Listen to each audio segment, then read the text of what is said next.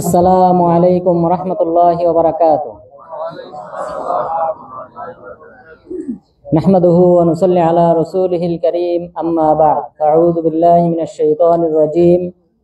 লাইসু সাওয়াআম মিন আহলিল কিতাবি উম্মাতুন কাইমাতুন ইয়াতলুনা আয়াতিল্লাহি আনাআল লাইলি ওয়া হুম ইয়াসজুদুন।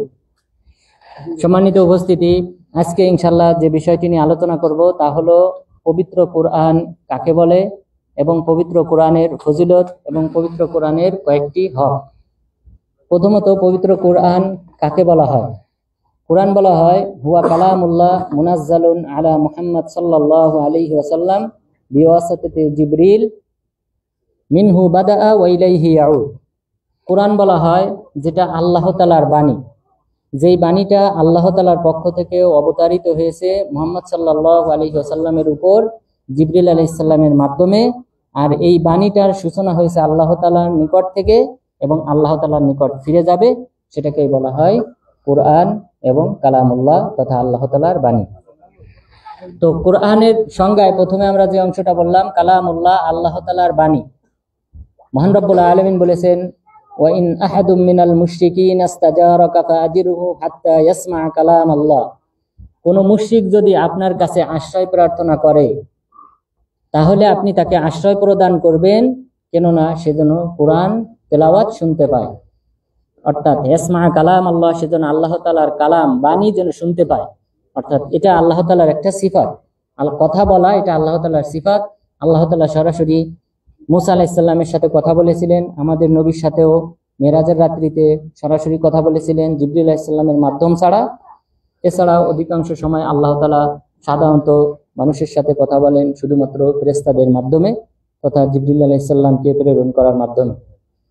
তাহলে প্রথম অংশ হলো কালামুল্লাহ, আল্লাহ তাআলার বাণী। এই কালাম তথা কথা বলাটা এটা আল্লাহ তাআলার একটা অন্যতম সিফাত, বৈশিষ্ট্য। এরপর মুনাজ্জালুম মিন ইনদিল্লাহ, যেটা অবতারিত আল্লাহ তাআলার পক্ষ থেকে। তানজিলুম মির রাব্বিল আলামিন, মহান রব্বুল আলামিন বলেছেন এই বাণী কোরআন অবতারিত হয়েছে বিশ্ব জগতের প্রতিপালক আল্লাহ তাআলার কাছ থেকে। তাহলে এই কোরআনটা অবতারিত হয়েছে তথা ৭ আসমানের উপর থেকে আল্লাহ তাআলা এই বাণীটা মুহাম্মদ সাল্লাল্লাহু আলাইহি ওয়াসাল্লামের উপর প্রেরণ করেছেন। মুহাম্মাদুর রাসূলুল্লাহ, আল্লাহ তাআলা বলেছেন মুহাম্মদ সাল্লাল্লাহু আলাইহি ওয়াসাল্লাম হলেন আল্লাহ তাআলার রাসূল। এরপরে বলেছেন মা কানা মুহাম্মাদুন আবা আহাদিম মির রিজালিকুম ওয়ালাকির রাসূলুল্লাহি ওয়া খাতামান নাবিয়্যিন। মুহাম্মদ সাল্লাল্লাহু আলাইহি ওয়াসাল্লাম তিনি তোমাদের কোনো পুরুষের পিতা নন, বরং তিনি হলেন আল্লাহ তাআলার রাসূল এবং তিনি হলেন শেষ নবী। তাহলে মুহাম্মদ সাল্লাল্লাহু আলাইহি ওয়াসাল্লামের কাছে কোরআনটা এসেছিল, অবতারিত হয়েছিল আল্লাহ তাআলার পক্ষ থেকে, আর সেটা ছিল আল্লাহ তাআলার বাণী এবং বিওয়াসিতাতি জিবরিল, জিবরিল আলাইহিস সালামের মাধ্যমে। মহান রব্বুল আলামিন বলেছেন নাযালা বিহির রূহুল আমিন, রূহুল আমিন তিনি এই কোরআন নিয়ে এসেছেন, এই কোরআন নিয়ে অবতরণ করেছেন রূহুল আমিন তথা জিবরিল আলাইহিস সালাম। মহান রব্বুল আলামিন আরো বলেছেন আল্লামাহু শাদীদুল কুওয়া যু মিররাতিন ফাস্তাওয়া ওয়া হুয়া বিল উফুকিল আ'লা। এই কোরআনটা শিক্ষা দিয়েছেন একজন শক্তিশালী ফেরেশতা, যু মিররাতিন ফাস্তাওয়া, যিনি হলেন উত্তম চেহারার অধিকারী।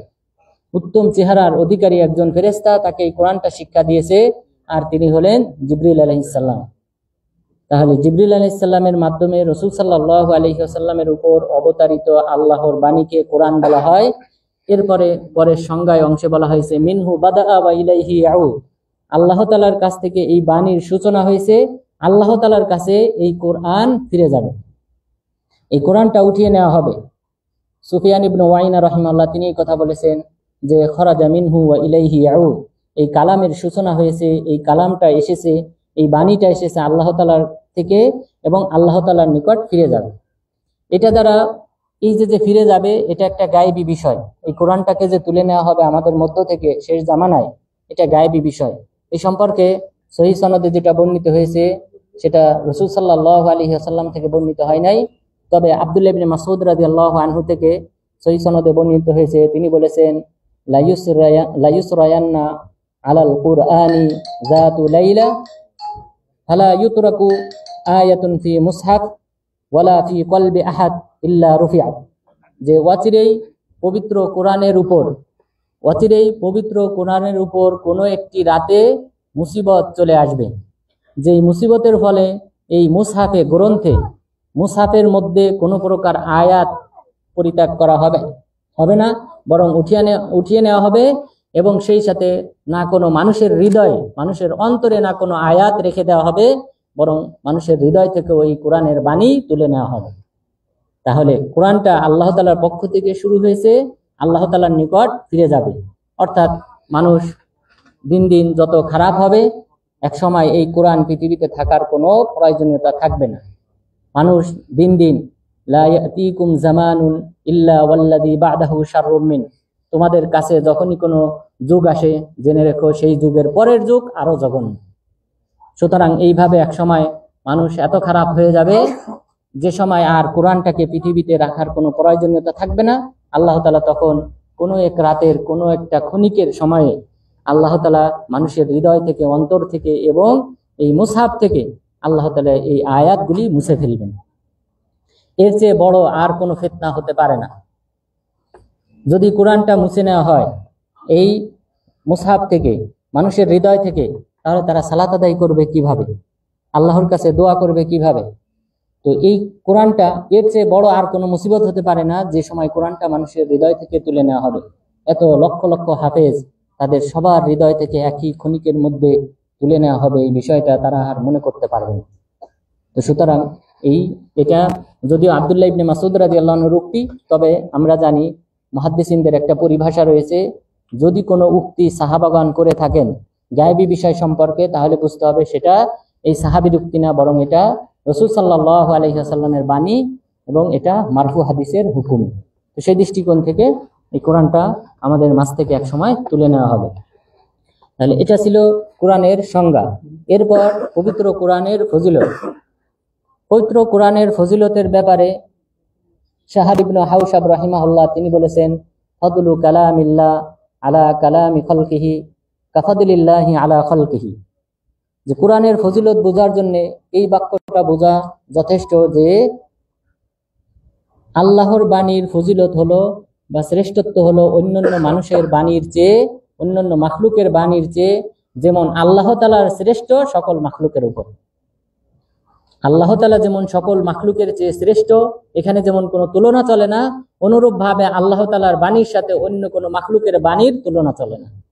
তাহলে আল্লাহ তাআলার বাণী হলেন, এই বাণীটা হলো শ্রেষ্ঠ বাণী, এবং সেই সাথে এই বাণী যেহেতু শ্রেষ্ঠ বাণী, সুতরাং এই বাণী যারা অধ্যয়ন করে, যারা লেখাপড়া করে, যারা শিক্ষা করে, তারাও শ্রেষ্ঠ সূর্য সন্তানে রূপান্তরিত হয়। রাসূল সাল্লাল্লাহু আলাইহি ওয়াসাল্লাম বলেছেন, খায়রুকুম মান তাআল্লামাল কুরআন ওয়া আল্লামা, তোমাদের মধ্যে সূর্য সন্তান তো তারাই যারা কোরআন শিক্ষা করে এবং অপরকে শিক্ষা দান করে। সুতরাং শ্রেষ্ঠত্ব নির্ভর করে, এটা যেহেতু আল্লাহ তাআলার বাণী, সেই আল্লাহ তাআলার বাণী হওয়ার কারণে এই কোরআনের সাথে সম্পর্কিত ব্যক্তিরা তারাও শ্রেষ্ঠ পুরুষে পরিণত হয়।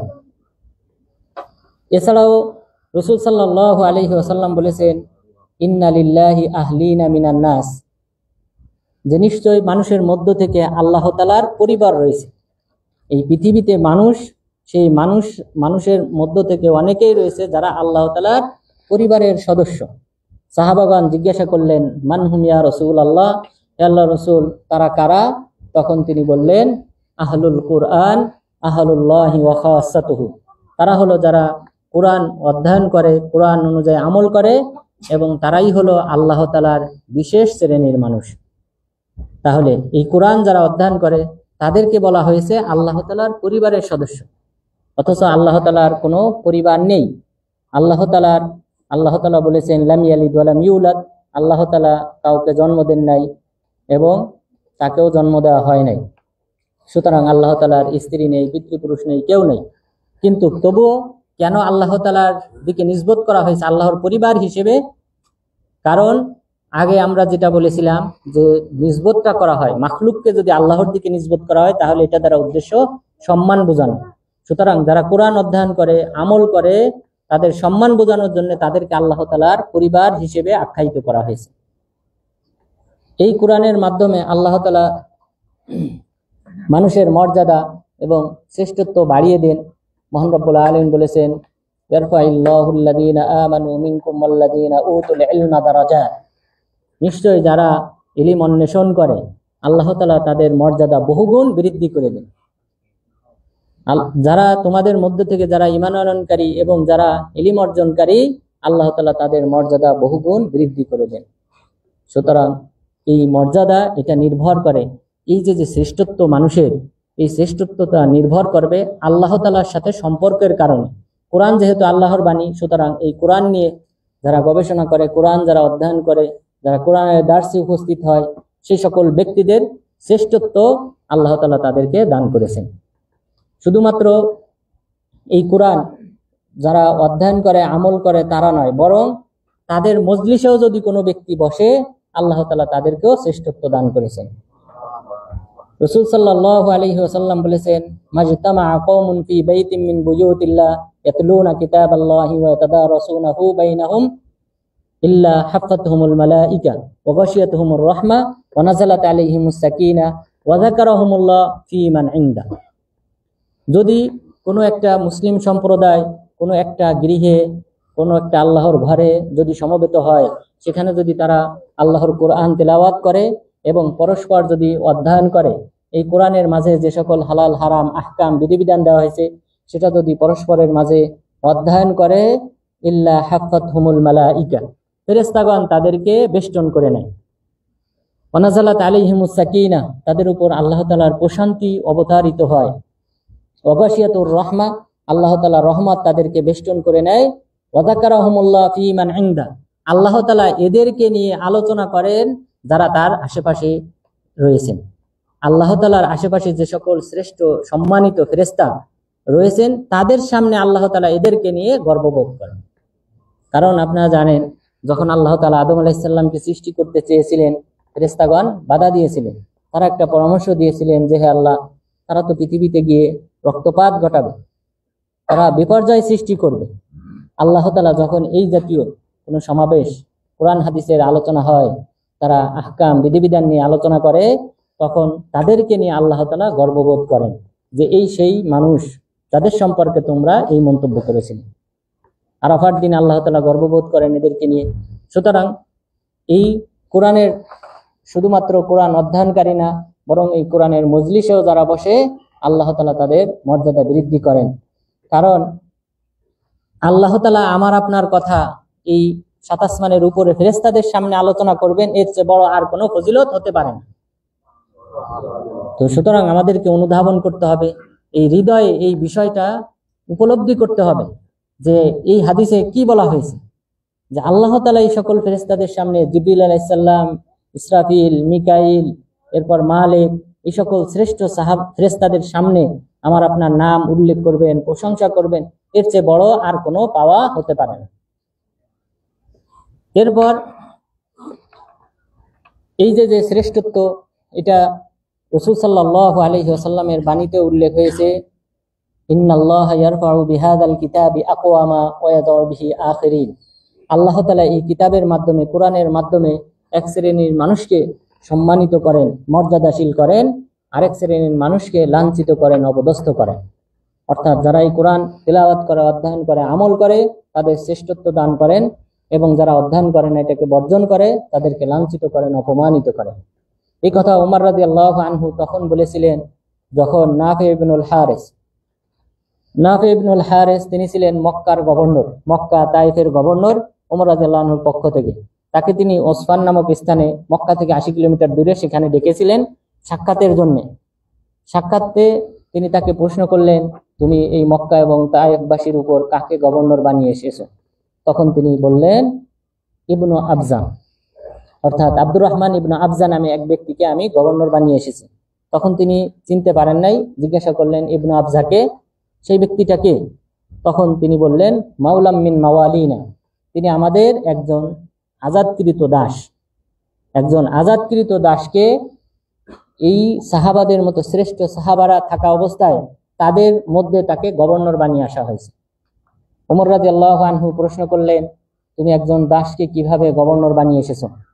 তখন তিনি বললেন, ইন্নাহু কারিউন লিকিতাবিল্লাহ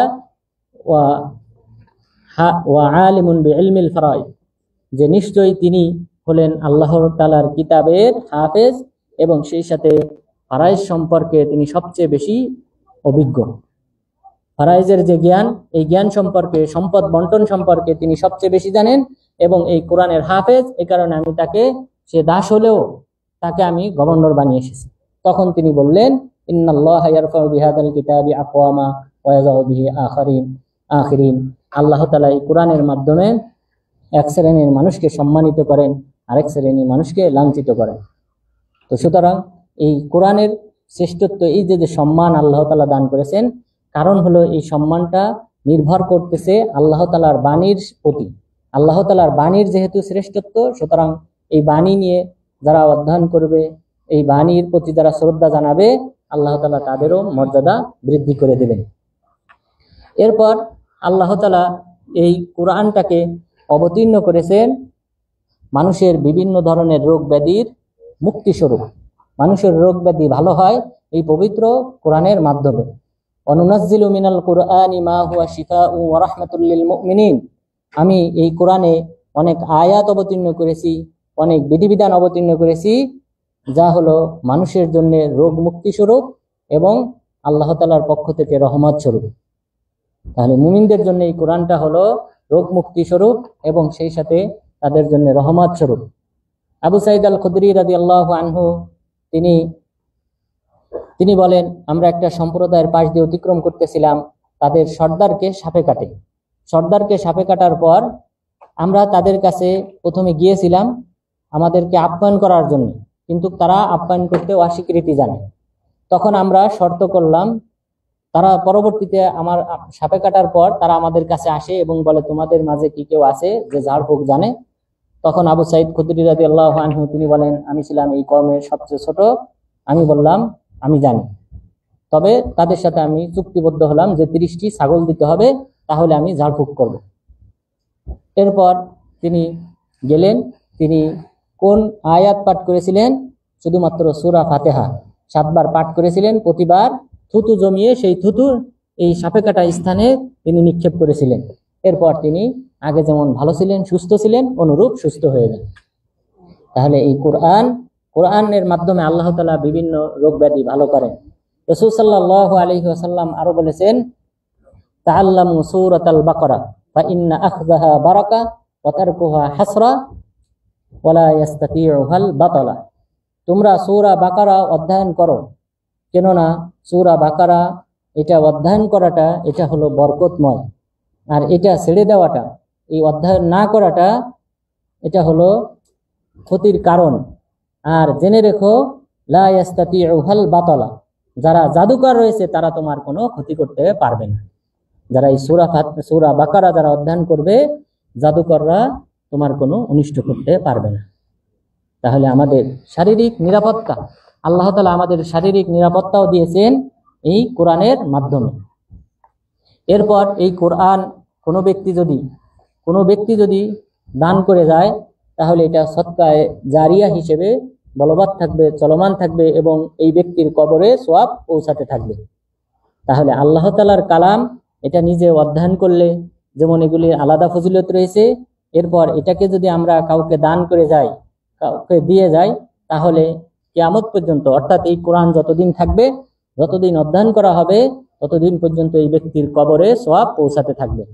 রাসূল সাল্লাল্লাহু আলাইহি ওয়াসাল্লাম বলেছেন, ইন্না মিম্মা ইয়ালহাকুল মুমিন মিন আমালিহি ওয়া হাসানাতিহি বা'দা মাউতিহি ইলমান আল্লামাহু আও নাশারাহু আও ওয়ালাদান সালিহান তারাকাহু আও মুসহাফান ওয়ারাসাহু আও মাসজিদান বানাহু আও বাইতান লিইবনি সাবিলি বানাহু আও নাহরান আজরাহু।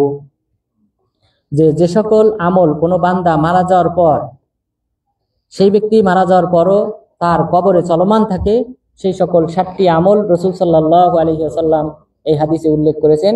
প্রথমে বললেন, ইলমান আল্লামাহু আও নাশারাহু, ইলম যদি কোনো ব্যক্তিকে শিক্ষা দিয়ে যায় তাহলে সেটার সওয়াব কবরে পৌঁছাবে।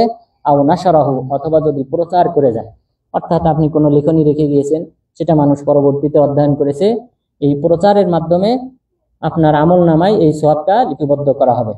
এরপর বললেন, আওয়ালাদান সালিহান তারাকাহু, অথবা যদি কোনো সৎ সন্তান রেখে যায় তাহলে সেটার সওয়াবও তার আমল নামায় লিপিবদ্ধ করা হবে। আও মুসহাফান ওয়ারাসাহু, অথবা যদি কোনো মুসহাফ কোরআন কাউকে দান করে যায় তাহলে সেটার সওয়াবও তার কবরে পৌঁছাবে। আও মসজিদান বানাহু, অথবা যদি কোনো মসজিদ বানিয়ে যায় তাহলে সেটার সওয়াবও তার কবরে পৌঁছাবে। এরপরে বললেন আও বাইতান লিইবনিস সাবিলি বানাহু, অথবা যদি কোনো ঘর তৈরি করে পথিকের জন্য। আগেকার সময়ে সফর করার যে রাস্তা থাকতো সেই রাস্তার পাশে বিশ্রাম নেওয়ার জন্য, বরং বর্তমানেও সৌদি আরবে আমরা মক্কা থেকে যখন মদিনা থেকে যখন মক্কায় যাই, রাস্তায় যে সকল ঘর তৈরি করা আছে বিশ্রাম করার জন্য, মসজিদ তৈরি করা আছে, তো এরকম ঘর তদানীন্তন কালে তৈরি করা হতো যেখানে মানুষ বিশ্রাম নিত। তো এরকম পথিকের জন্য যদি কোনো ঘর তৈরি করে রেখে যায় তাহলে সেটার সওয়াব তার কবরে পৌঁছাবে। এরপরে বললেন আও নাহরান আজরাহু, কোনো নহর যদি সে প্রচলন ঘটিয়ে যায়, কোনো খাল খুঁড়ে যায়, সেটা দিয়ে পানি যদি প্রবাহমান থাকে তাহলে সেটার সওয়াব তার কবরে পৌঁছাবে।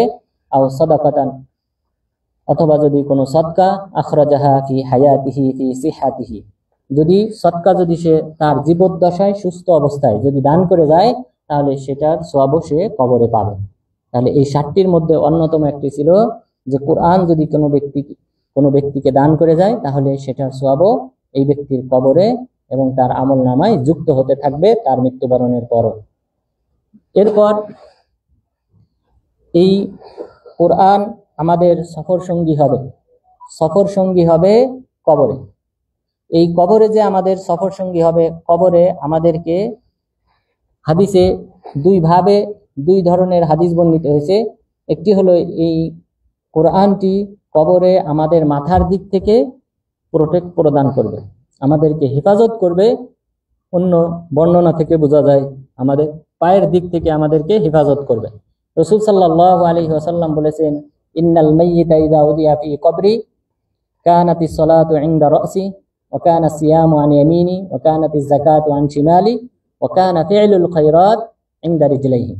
যে যদি কোনো ব্যক্তিকে কবরে রাখা হয়, সেই ব্যক্তি যদি মুমিন হয় তাহলে সালাত তার মাথার কাছ থেকে তাকে হেফাজত করবে, সিয়াম তার হাতের ডান পাশ থেকে হেফাজত করবে, যাকাত তার হাতের বাম পাশ থেকে হেফাজত করবে, অন্যান্য যত ভালো আমল আছে কোরআন তেলাওয়াত, জিকির, এইগুলি সব আমলগুলি তার পায়ের দিক থেকে তাকে হেফাজত করবে। যখন শাস্তিদাতা ফেরেশতা তার কাছে আসতে থাকবে মাথার দিক থেকে, তখন সালাত বলবে, মা কিবালি মাদখাল, আমার পাশ দিয়ে প্রবেশ করার অধিকার তোমার নেই। তাহলে আমাদের আমলনামা আমাদেরকে হেফাজত করবে। তাহলে এই হাদিস অনুযায়ী বোঝা যায় যে কোরআন তেলাওয়াত, অন্য ভালো আমল, এগুলি আমাদের পায়ের দিক থেকে হেফাজত করবে। আর অপর একটি রাওয়ায়াতে উল্লেখ করা হয়েছে, সেটারও সনদ সহিহ, সেখানে বলা হয়েছে মাথার দিক থেকে কোরআন আমাদেরকে হেফাজত করবে, মাথার দিক থেকে। তাহলে সালাত এবং কোরআন তেলাওয়াত এই দুটি আমাদের মাথার পাশ থেকে হেফাজত করবে। এখান দিয়ে যখন শাস্তিদাতা ফেরেশতা আসতে চাইবেন তখন কোরআন তাকে বাধা প্রদান করবে। এছাড়াও রাসূল সাল্লাল্লাহু আলাইহি ওয়াসাল্লাম বলেছেন, সূরাতু তাবারাকা হিয়াল মানিয়াতু মিন আযাবিল কবর। সূরা মুলক অর্থাৎ তাবারাকাল্লাযী বিয়াদিহিল মুলক, এই সূরাটি কবরের শাস্তি থেকে বান্দাকে হেফাজত করবে। তাহলে সূরা মুলক এটা যদি কেউ পাঠ করে কবরের আযাব থেকে তাকে হেফাজত করা হবে। আর পুরা কোরআন যদি হয় তাহলে অবশ্যই তাকে কবরের শাস্তি থেকে হেফাজত করা হবে। শুধুমাত্র সূরা মুলক যদি তাকে কবরের শাস্তি থেকে হেফাজত করে, অবশ্যই পুরা কোরআন যারা অধ্যয়ন করে, আহকাম জানে, সে অনুযায়ী নিজেদের জীবনকে বাস্তবায়ন করে, অবশ্যই তাদেরকে আরো বেশি হেফাজত করবে। এরপর এই কোরআন আমাদেরকে হাসরের ময়দানেও আমাদেরকে সম্মানিত করবে। এই কোরআন হাসরের ময়দানেও আমাদেরকে সম্মানিত করবে। রাসূল সাল্লাল্লাহু আলাইহি ওয়াসাল্লাম বলেছেন, তাআল্লামু সূরাতাল বাকারাতা ওয়া আল ইমরান ফাইন্নাহুমা যাহরাওয়ান ইযিল্লানি সাহিবাহুমা ইয়াউমাল কিয়ামা কাআন্নাহুমা গামামাতান। রাসূল সাল্লাল্লাহু আলাইহি ওয়াসাল্লাম বললেন, তোমরা সূরা বাকারা এবং আলে ইমরান অধ্যয়ন করো, কেননা এই দুটি হলো আলোকবর্তিকা। এই আলোকবর্তিকা কিয়ামত দিবসে তোমাদেরকে ছায়া প্রদান করবে, যেন তারা দুটি মেঘমালা হয়ে আপনার মাথার উপর তারা ছায়া হয়ে দাঁড়াবে। তাহলে হাসরের ময়দানে আপনারা জানেন মানুষকে নানান ধরনের শাস্তি দেওয়া হবে। যে যত বড় অপরাধী তার শাস্তির পরিমাণ তত বেশি হবে হাসরের ময়দানে।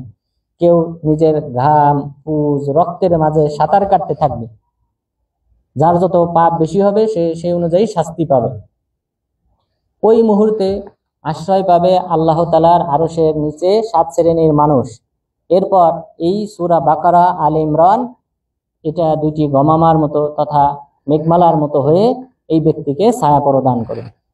তাহলে কবরে আমাদের সাথে থাকবে, কবরের শাস্তি থেকে হেফাজত করবে, এবং পাশাপাশি হাসরের ময়দানে যখন উঠানো হবে তখন আমাদেরকে ছায়া প্রদান করবে। এরপর এই কোরআন আমাদের জন্য সুপারিশ করবে। কোরআন আমাদের জন্য জান্নাতে যাওয়ার জন্য সুপারিশ করবে।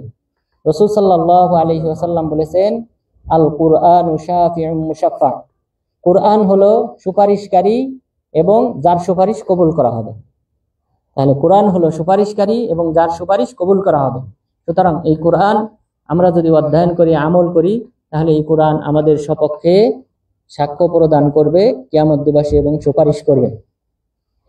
এরপর শুধু তাই না, বরং আল্লাহ তাআলা এই ব্যক্তিকে, যে ব্যক্তি কোরআন অধ্যয়ন করবে, কোরআন হেফাজত করবে, কোরআনের হাফেজ হবে, তাদের মর্যাদার ক্ষেত্রে রাসূল সাল্লাল্লাহু আলাইহি ওয়াসাল্লাম বলেছেন, মাসালুল্লাযী ইয়াকরাউল কুরআন ওয়া হুয়া হাফিজুন লাহু মা'আস সাফারাতিল কিরামিল বারারা ওয়া মাসালুল্লাযী ইয়াকরাউ ওয়া হুয়া আলাইহি শাদীদ ফালাহু আজরান। যে ব্যক্তি কোরআন অধ্যয়ন করে আর সে এই কোরআনের হাফেজ, সেই ব্যক্তির মর্যাদা হলো আল্লাহ তাআলার নিকটবর্তী দূত হিসেবে পৃথিবীতে প্রেরিত ফেরেশতাদের সমান। তো চিন্তা করেন, মাসাফারাতিল কিরামিল বারারা, 3টা সিফাত বৈশিষ্ট্য উল্লেখ করা হয়েছে, যে সৎ, সম্মানিত এবং দূত হিসেবে যাদেরকে পৃথিবীতে পাঠানো হয় তাদের সমপরিমাণ মর্যাদার অধিকারী হবে যে কোরআনের হাফেজ। তাহলে চিন্তা করেন, আপনার মর্যাদা যদি হয় জিবরিল আলাইহিস সালামের মতো, তাহলে কিয়ামত দিবসে আপনার মর্যাদা হবে জিবরিল আলাইহিস সালামের মতো যারা কোরআনের হাফেজ তাদের। কারণ আল্লাহ তাআলা জিবরিল আলাইহিস সালামকেই অধিকাংশ সময় দূত হিসেবে পৃথিবীতে পাঠান, ওহী দিয়ে তাকেই প্রেরণ করেন। এরপরে বললেন, ওয়ামাসালুল্লাযী ইয়াকরাউ ওয়া হুয়া আলাইহি শাদীদ ওয়া হুয়া ইয়াতাতাআতাউ ফীহি ওয়া হুয়া আলাইহি শাদীদ ফালাহু আজরান। আর যে ব্যক্তি এই কোরআন অধ্যয়ন করে কিন্তু এটা তার জন্য কঠিন, তবু সে প্রচেষ্টা অব্যাহত রাখে, তাকে দ্বিগুণ সওয়াব দান করা হবে। তাহলে এই যে মর্যাদা আল্লাহ তাআলা বৃদ্ধি করবেন, কিয়ামত দিবসে যারা হাফেজ হবে তাদের মর্যাদা দান করবেন ফেরেশতাদের সমান। এরপর দ্বিতীয় শ্রেণীকেও কিন্তু আল্লাহ তাআলা তাদের হক হিসেবে কম দেন নাই, বরং তাদেরকেও দ্বিগুণ দেবেন যারা প্রচেষ্টা অব্যাহত রাখবে। তো আমাদের কোরআনের একটা ক্লাস হয়, আপনারা জানেন, আমাদের একটা অনলাইনে ক্লাস হয় মোট 4 দিন, সম্ভবত 4 দিন। তো আমার ক্লাস হয় বৃহস্পতিবার এবং শনিবার, এবং আব্দুর রহমান ভাইয়ের হয় আরো 2 দিন। তো আপনারা সোমবার, মঙ্গলবার, বুধবার, তাহলে 5 দিন। তাহলে এই 5 দিন ক্লাস হয় অনলাইনে। আপনারা যাদের সম্ভব কোরআনের এই দার্সগুলিতে উপস্থিত হবেন। তো এখানে আমরা ছোট সূরা, বিশেষ করে এখন আমরা প্রায় আমপাড়ার কাছাকাছি চলে গেছি হিফজ করায়। তো সুতরাং এটা একটা বিরাট একটা সুযোগ, ইনশাআল্লাহ আপনারা এই সুযোগটা গ্রহণ করবেন এবং আমাদের অনলাইন দার্সেও ইনশাআল্লাহ উপস্থিত হওয়ার চেষ্টা করবেন। আর এটা হয় সাধারণত ইশার পরে।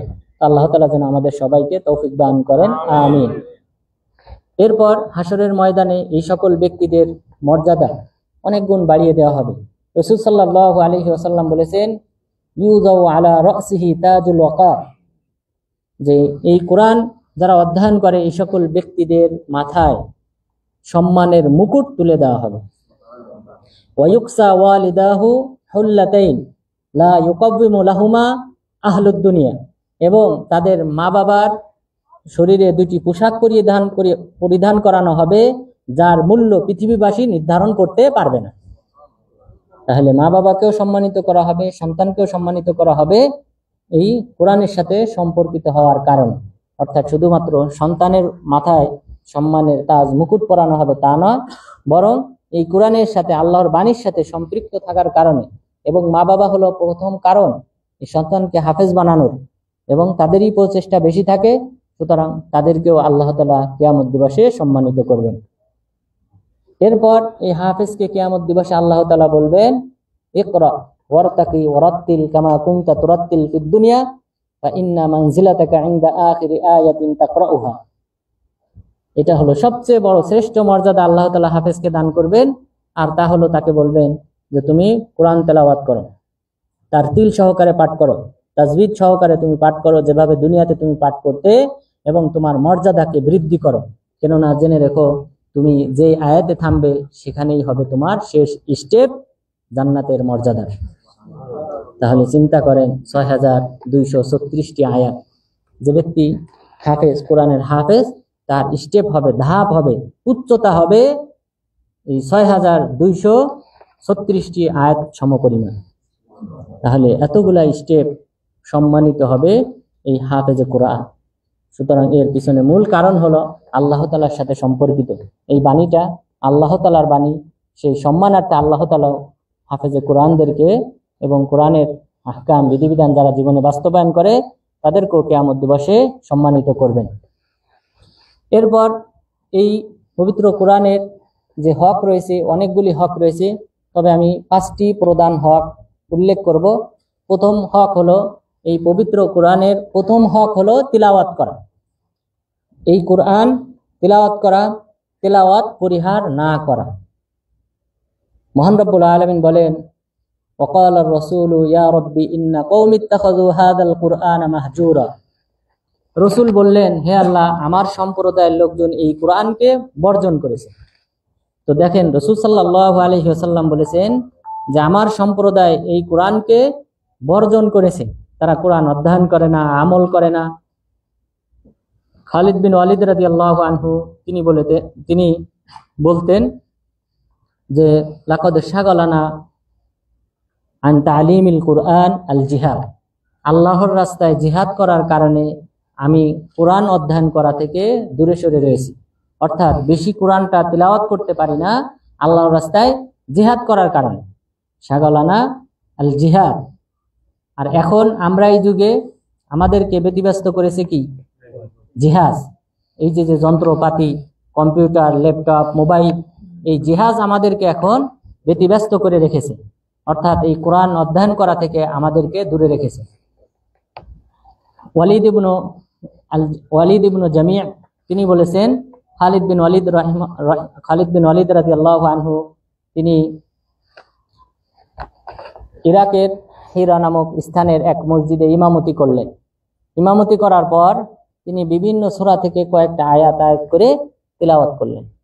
অর্থাৎ ইমামতির পরে নামাজ শেষে তিনি কোরআনটা মুসহাফটা খুললেন, খোলার পর কয়েকটা আয়াত বিভিন্ন সূরা থেকে কিছু কিছু আয়াত করে পাঠ করলেন। পাঠ করার পর আফসোস করে বললেন, লাকাদ মানানি আনকাল জিহাদ।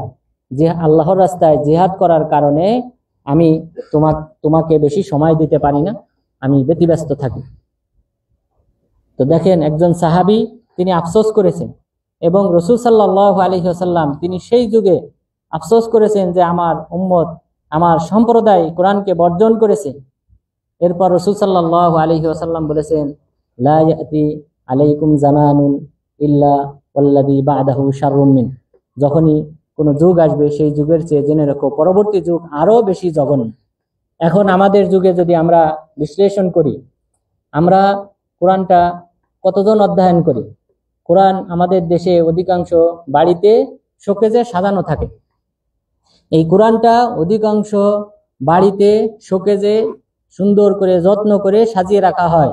এরপর কোনো এক সময় যদি মনে পড়ে তাহলে হয়তো তার উপরে ধুলাবালিগুলা মুছা হয়, না হলে এই কোরআন এইভাবে বন্দি হিসেবে শোকেজে রাখা হয়। কিন্তু এই কোরআন বন্দি হিসেবে রাখার জন্য আসে নাই, কোরআন এসেছে। কোরআনের প্রথম হক হলো এই কোরআন তেলাওয়াত করতে হবে, অধ্যয়ন করতে হবে। মহান রব্বুল আলামিন যারা কোরআন তেলাওয়াত করে তাদের প্রশংসা করে বলেছেন, লাইসু সাওয়াআম মিন আহলিল কিতাবি উম্মাতুন কাইমাতুন ইয়াতলুনা আয়াতিল্লাহ আনা আল-লাইলি ওয়া হুম ইয়াসজুদুন। আহলে কিতাবের সবাই সমান না, তাদের মধ্যে অনেকে রয়েছে রাতের আধারে এই কোরআন তেলাওয়াত করে। রাতের আধারে তারা কোরআন তেলাওয়াত করে এবং আল্লাহ তাআলার জন্য সিজদা করে, অর্থাৎ তাহাজ্জুদে সালাত আদায় করে তারা এই কোরআন লম্বা আয়াত তেলাওয়াত করে। রাসূল সাল্লাল্লাহু আলাইহি ওয়াসাল্লাম সম্পর্কে আয়েশা রাদিয়াল্লাহু আনহা তিনি বলেছেন, রাসূল সাল্লাল্লাহু আলাইহি ওয়াসাল্লাম তাহাজ্জুদে যখন সালাত আদায় করতেন, হাত্তা ওয়ারিমাত কদামা, তার 2 পা ফুলে যেত। তিনি এক রাকাতে সূরা বাকারা, নিসা, আলে ইমরান এই 3টা সূরা পাঠ করেছিলেন। তাহলে এই যে লম্বা কোরআন তেলাওয়াত এবং রাতের বেলা, এটা একটা বিশেষ বৈশিষ্ট্য। রাতে কোরআন তেলাওয়াত করতে হবে, কারণ এই কোরআন যখন সুপারিশ করবে কিয়ামত দিবসে, সেখানে কিন্তু কোরআন এই কথা বলবে, আই রব্বি মানাতুহুন নাউম বিল্লাইল ফাশাফি'নি ফি ফায়শাফা। কোরআন বলবে, হে রব, হে আল্লাহ তাআলা, আমি তাকে রাতের বেলায় ঘুমানো থেকে বাধা প্রদান করতাম, সে রাত্রি জাগরণ করে কোরআন তেলাওয়াত করত, সুতরাং তুমি আমার সুপারিশ কবুল করো, তখন তার সুপারিশ কবুল করা হবে। তাহলে এই যে কোরআন তেলাওয়াত করা, এটা হলো প্রথম হক। আমাদের দেশের অনেক কিছু আলেম আছে যারা ফতোয়া দেয় না জেনে, না বুঝে এবং অপরিপক্কতার বশতে, যে কোরআন না বুঝে অধ্যয়ন করলে সওয়াব হবে না। নাউযুবিল্লাহ। রাসূল সাল্লাল্লাহু আলাইহি ওয়াসাল্লাম বলেছেন, মান ক্বারা হারফাম মিন কিতাবিল্লাহ ফালাহু বিহা হাসানা ওয়াল হাসানাতু বিআশরি আমসালিহা, লা আকুলু আলিফ লাম মিম হারফ বাল আলিফুন হারফ ওয়া লামুন হারফ ওয়া মিমুন হারফ। রাসূল সাল্লাল্লাহু আলাইহি ওয়াসাল্লাম বললেন যে ব্যক্তি পবিত্র কোরআনের একটি হরফ পাঠ করবে, তাকে একটি সওয়াব দান করা হবে, যে সওয়াবটি 10টি সওয়াবের সমান। আমি বলি না যে আলিফ একটা হরফ, লাম, আমি বলি না যে আলিফ লাম মিম 3টা মিলে একটা হরফ, বরং আলিফ একটা হরফ, লাম একটা হরফ, মিম একটা হরফ, 3টা হরফের কারণে 30টি সওয়াব দান করা হবে। পৃথিবীর কোনো কিতাব নাই যে কিতাব অধ্যয়ন করলে হরফের বিনিময়ে সওয়াব দেওয়া হবে। এমনকি হাদিস অধ্যয়ন করলে আপনাকে হরফের বিনিময়ে সওয়াব দেওয়া হবে না, কিন্তু হাদিস অধ্যয়ন করার জন্য, আহকাম জানার জন্য আল্লাহ তাআলা আপনাকে বিশেষ কোনো সওয়াব দান করবেন, কিন্তু হরফ প্রতি আপনাকে সওয়াব দান করবেন না। তো সুতরাং হরফ পাঠ করলে, এখানে বলা হয় নাই যদি কেউ এই কোরআনের অর্থ জানে, কোরআনের একজন গবেষক হয়, পিএইচডি ডিগ্রি অর্জন করে, তাহলে তাকে সওয়াব দেওয়া হবে। কথা স্পষ্ট। রাসূল সাল্লাল্লাহু আলাইহি ওয়াসাল্লাম বলেছেন, মান ক্বারা হারফাম মিন কিতাবিল্লাহ, আল্লাহর কিতাবের একটা হরফ পাঠ করলে, আলিফ বা তা সা, এভাবে যখন আপনি সূচনা করবেন, এর বিনিময়ে আল্লাহ তাআলা সওয়াব দান করবেন। সুতরাং আমাদের দেশে যে সকল ব্যক্তিরা আজে বাজে ফতোয়া দেয়, এই ফতোয়া, এটার পিছনে মূল একটা কারণ হলো মানুষকে আরো কোরআন থেকে দূরে সরানো। কোরআনের প্রথম হক হলো অধ্যয়ন করা, তিলাওয়াত করা। তাহলে আমরা জানলাম তিলাওয়াত করলে আল্লাহ তাআলা 10টি করে সওয়াব দান করবেন। এরপর এই কোরআনের এই যে সওয়াব দান করা হবে, আল্লাহ তাআলা তো আহলে কিতাবের প্রশংসা করেছেন, যারা এই কোরআন তেলাওয়াত করে, অধ্যয়ন করে, তাদেরকে সওয়াব দান করবেন। রাসূল সাল্লাল্লাহু আলাইহি ওয়াসাল্লাম আরো বলেছেন, লা হাসাদা ইল্লা ফিসনাতাইন, রাজুলুন আতাহুল্লাহুল কুরআন ওয়া হুয়া ইয়াতলুহু আনা আল-লাইলি ওয়া আনা আন-নাহার, ওয়া রাজুলুন আতাহুল্লাহু মালা ওয়া হুয়া ইনফিকুহু আনা আল-লাইলি ওয়া আনা আন-নাহার। যে হিংসা বিদ্বেষ করা জায়েজ নেই 2টি কাজ ব্যতীত। একটি কাজ হলো ওই ব্যক্তির বিরুদ্ধে হিংসা বিদ্বেষ জায়েজ যে ব্যক্তিকে আল্লাহ তাআলা কোরআন দান করেছেন, যে কোরআন অধ্যয়ন করে, কোরআন গবেষণা করে, কোরআনের হাফেজ, সেই ব্যক্তি, যে ব্যক্তি রাত দিন জেগে এই কোরআন তেলাওয়াত করে, সেই ব্যক্তির সাথে হিংসা বিদ্বেষ জায়েজ। এবং দ্বিতীয় ব্যক্তি হলো ওই ব্যক্তি, যে ব্যক্তি রাত দিন জেগে অর্থ আল্লাহর রাস্তায় ব্যয় করে, সেই ব্যক্তির সাথেও হিংসা বিদ্বেষ করা জায়েজ। যে আল্লাহ, তুমি আমাকে অনুরূপ এই ব্যক্তির মতো হাফেজ বানাও, এই ব্যক্তির মতো তৌফিক দান করো যেন আমিও রাত দিন জেগে কোরআন তেলাওয়াত করতে পারি, এই ব্যক্তির মতো সম্পদ দান করো যেন আমিও যেন রাত দিন সর্বদা এই অর্থ আল্লাহর রাস্তায় দান করতে পারি। তাহলে এই হিংসা জায়েজ। এখানে বলা হয়েছে ইয়াতলুনাহু, তিলাওয়াত করে। সুতরাং এখানে বলা হয় নাই যে গবেষণা করলে তারপরে সওয়াব, বরং তিলাওয়াত। এটা হলো প্রথম হক কোরআনের।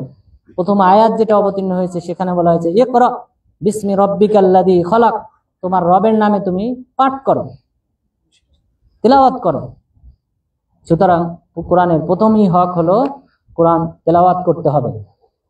এরপর পবিত্র কোরআনের দ্বিতীয় যে হক, সেটা হলো মারিফাতু মাআনিহি ওয়া আহকামিহি, পবিত্র কোরআনের যে অর্থ রয়েছে সেটা বোঝা এবং তার আহকাম, বিধিবিধান, আল্লাহ তাআলা কোন আয়াতে কোন বিধান দিয়েছেন, কি করতে বলেছেন, কোনটা হালাল করেছেন, কোনটা হারাম করেছেন, সেই বিধিবিধান সম্পর্কে জানা, অর্থাৎ অর্থ জানা এবং পাশাপাশি তার আহকাম, বিধিবিধান সম্পর্কে জানা, বিধিনিষেধ সম্পর্কে জানা। আব্দুল্লাহ ইবনে মাসউদ রাদিয়াল্লাহু আনহু তিনি বলেন, কুন্না লা নাতাজাওয়াজু 10 আয়াত মিন কিতাবিল্লাহ হাত্তা নাতাআল্লামাহুন ওয়া না'মালা বিহিন ওয়া নুআল্লিমাহুন, যে আমরা পবিত্র কোরআনের 10টি করে আয়াত শিক্ষা করতাম। এই 10টি আয়াত যতক্ষণ পর্যন্ত না আমরা শিক্ষা করতাম, আমলে বাস্তবায়ন করতাম, অন্যকে শিক্ষা না দিতাম, ততক্ষণ পর্যন্ত আমরা 11তম আয়াতে পা দিতাম না। 11তম আয়াত আমরা শুরু করতাম না যতক্ষণ পর্যন্ত না আমরা এই 10টি আয়াত অধ্যয়ন করতাম এবং আমল করতাম, অন্যকে শিক্ষা দিতাম। তাহলে এখানে কি আমল রয়েছে, কি আহকাম রয়েছে, এগুলি আমরা জানতাম, এরপরে আমলে বাস্তবায়ন করতাম।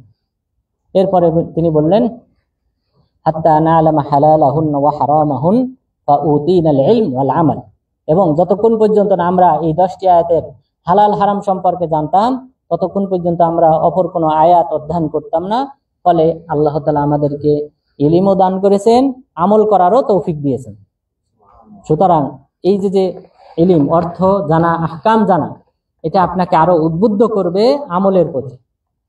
আপনি যখন জানবেন সূরা ফাতিহাতে আল্লাহ তাআলা কি বলেছেন, ইয়্যাকা না'বুদু ওয়া ইয়্যাকা নাস্তাঈন, একমাত্র তোমারই উপাসনা করি, তোমার কাছে সাহায্য চাই। তার মানে এখানে কোনো মাখলুকের কাছে সাহায্য চাওয়া যাবে না, কোনো মাখলুকের উপাসনা করা যাবে না, মাজারে গিয়ে সিজদা করা যাবে না, এবং মাজারে গিয়ে সন্তান কামনা করা যাবে না। তাহলে এটা হলো ঘোষণা। তাহলে আমরা যদি অর্থ জানি, তাহলে এটা আমাদেরকে আমলের প্রতি আরো উদ্বুদ্ধ করবে। এটা হলো দ্বিতীয় ধাপ বা দ্বিতীয় হক পবিত্র কোরআনের। এই হকটাও আদায় করতে হবে। সবাই চেষ্টা করবেন কোরআনের অর্থ জানার, এবং আলহামদুলিল্লাহ আপনাদের এই প্রচেষ্টা অব্যাহত রয়েছে। মনে করি আপনারা এখানে আমাদের তাফসিরের দার্সে উপস্থিত হন, এরপর মাগরিবের পরে যে দার্স হয় সেটাতে উপস্থিত হন। এটা আলহামদুলিল্লাহ একটা শুভ সংবাদ আপনাদের জন্য, যেহেতু এই দার্সগুলিতে যারা উপস্থিত হয় ফেরেশতাগণ তাদেরকে বেষ্টন করে নেন এবং তাদের উপর আল্লাহ তাআলার রহমত বর্ষিত হতে থাকে। তো আল্লাহ তাআলা যেন এই সওয়াবটা আমাদেরকে অর্জন করার তৌফিক দান করেন, আমিন। তাহলে দ্বিতীয় হক আমরা জানলাম যে কোরআনের অর্থ জানতে হবে, আহকাম জানতে হবে। 3 নাম্বার যে হক পবিত্র কোরআনের, সেটা হলো নিজের কোনো মত প্রকাশ না করা, কোরআনের আহকাম, বিধিবিধান, অর্থ না জেনে। কোরআনের তাফসীর, সাহাবাগণ কি বলেছেন, অথবা আল্লাহ তাআলা কি বোঝাতে চেয়েছেন, রাসূল সাল্লাল্লাহু আলাইহি ওয়াসাল্লাম এই আয়াতের ব্যাখ্যায় কি বলেছেন, সাহাবাগণ কি বলেছেন, তাবেঈগণ কি বলেছেন, এই অর্থ না জানার পর, না জেনে কোনো ব্যক্তির মন্তব্য করা জায়েজ নেই কোরআনের ব্যাপারে।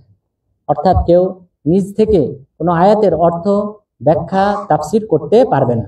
যদি কেউ করে, রাসূল সাল্লাল্লাহু আলাইহি ওয়াসাল্লাম বলেছেন, মান ক্বালা ফিল কুরআনি বিগাইরি ইলম ফালিয়াতাবাওয়া মাকআদাহু মিনান নার, যে যদি কোনো ব্যক্তি ইলম ছাড়া, না জেনে কোরআনের ব্যাপারে মন্তব্য করে, সে তার ঠিকানাকে জাহান্নামে বানিয়ে নিল। সে তার ঠিকানাকে জাহান্নামে বানিয়ে নিল। কারণ আপনি, এই বাণীটা হলো আল্লাহ তাআলার, আল্লাহ তাআলার বাণী। আল্লাহ তাআলা কোন অর্থে এই আয়াতটা অবতীর্ণ করেছেন সেটা আপনি না জেনে মন্তব্য করেছেন। সুতরাং আল্লাহ তাআলার এই অর্থে আপনি বিকৃতি ঘটিয়েছেন। সুতরাং এই কারণে তার ঠিকানা হবে জাহান্নাম। যেমনটা রাসূল সাল্লাল্লাহু আলাইহি ওয়াসাল্লামের ক্ষেত্রে বলা হয়েছে, মান কাযাবা আলাইয়া মুতাআম্মিদা ফালিয়াতাবাওয়া মাকআদাহু মিনান নার, যে ব্যক্তি আমার উপর মিথ্যা অপবাদ দেবে, যে কথা আমি বলি নাই, সেটা আমার নামে প্রচলন ঘটাবে, সে জাহান্নামে তার ঠিকানা বানিয়ে নিল। সুতরাং আল্লাহ এবং আল্লাহ রসুলের ক্ষেত্রে, আল্লাহর বাণীর ক্ষেত্রে, রসুল সাল্লাল্লাহু আলাইহি সাল্লামের বাণীর ক্ষেত্রে অবশ্যই আমাদেরকে সতর্কতা অবলম্বন করতে হবে। না জেনে, না বুঝে কোনো প্রকার মন্তব্য করা যাবে না। এটা হলো পবিত্র কোরআনের 3 নম্বর হক। এরপর 4র্থ নম্বর হক হলো এই কোরআনের যে আত-তাদাব্বুর, গবেষণা করতে হবে। পবিত্র কোরআন নিয়ে আমাদেরকে অবশ্যই গবেষণা করতে হবে, কোরআনের আহকাম নিয়ে গবেষণা করতে হবে। এবং বিশেষ করে এই কোরআনের যে সকল আয়াত অবতীর্ণ হয়েছে, বিভিন্ন ধরনের আয়াত আল্লাহ তাআলা অবতীর্ণ করেছেন। কোনোটা বিজ্ঞান সংক্রান্ত, কোনোটা আহকাম সংক্রান্ত, কোনোটা পরকালীন জীবন সংক্রান্ত, কোনোটা গায়েবী বিষয় সংক্রান্ত। যে বিষয়ে কোনো গবেষণা চলবে না, সে বিষয়ে শুধু ঈমান আনতে হবে। কিছু আছে আল্লাহ তাআলার সিফাত সম্পর্কে, সেগুলো বিষয়ে কোনো গবেষণা চলবে না। সালাফগণ যা বলেছেন সেটা আমাদেরকে সেইভাবে ঈমান আনয়ন করতে হবে। মহান রব্বুল আলামিন বলেছেন, লাতারকাবুন্না তাবাকান আন তাবাক, তোমরা ধাপে ধাপে, স্টেপ বাই স্টেপ তোমরা উন্নতি করবে। তো কোরআন গবেষণার মাধ্যমে এই উন্নতিটা সাধিত হবে। আপনারা এক সময় দেখেছেন যে বিমান, এখন আমরা যে বিমান ব্যবহার করছি, এই বিমান ছিল না। মোবাইল ব্যবহার করতেছি আমরা, এইখান থেকে ফোনে আমাদের দেশে অবস্থানরত আমাদের আত্মীয় স্বজনের সাথে আমরা সুন্দরভাবে কথা বলতেছি। তো এটা কিভাবে সম্ভব?